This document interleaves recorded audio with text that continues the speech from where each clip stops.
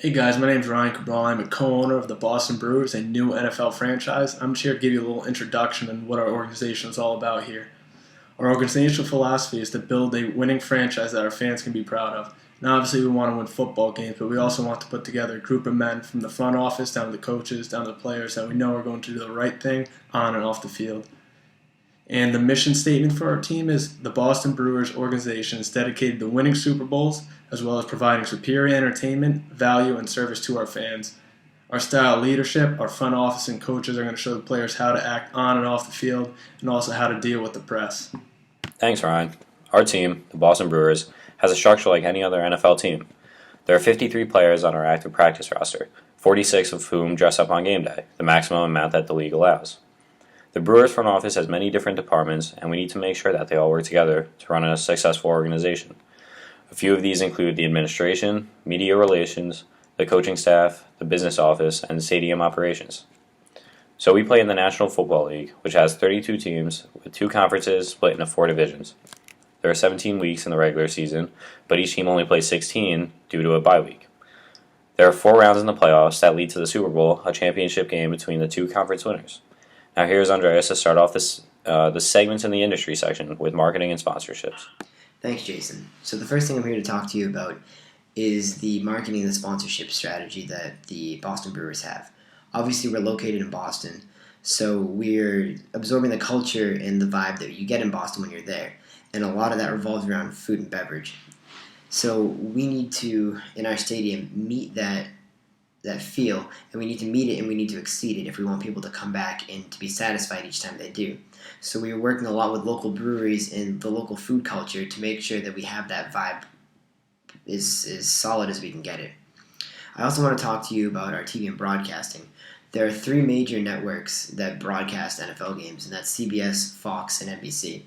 Whichever network gets to broadcast your game depends on the time that it is and the day it's on. Everything is broken down as follows.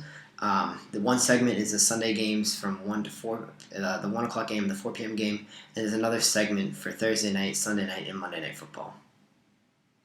Hey guys, I'm back to talk to you now about some labor-related issues. One of the big concerns we have is when the CBA is up, if there's going to be a lockout, and depending on the severity of the lockout, if it were to go into the season, every team across the league would obviously be losing money as the stadiums aren't being filled.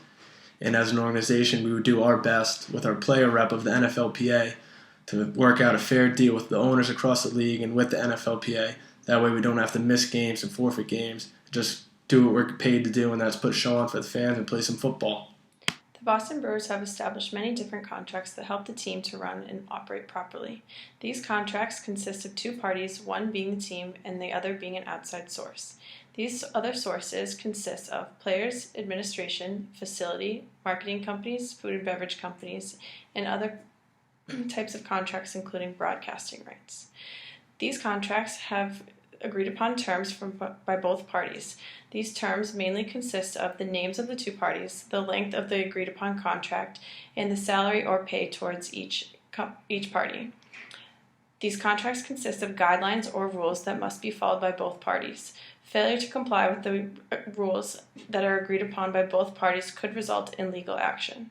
The team is heavily involved with community impact. Economically, the Boston Brewers help to establish jobs for community members, as well as bring in tourism for the games, which creates a cash exchange amongst the community.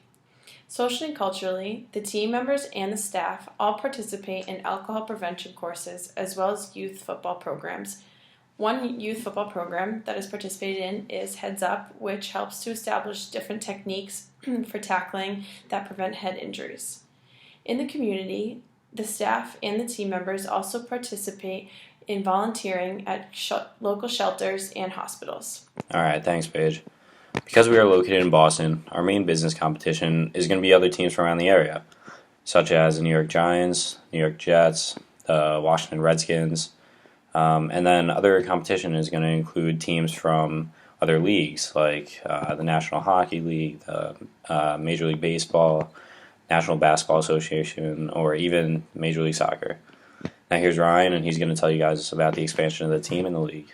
All right, back again to talk to you guys about how we plan on growing internationally and trying to move our brand overseas. As you know, every year multiple football games are played in London, trying to push our brand out there, get them to watch football, try to get them to play football.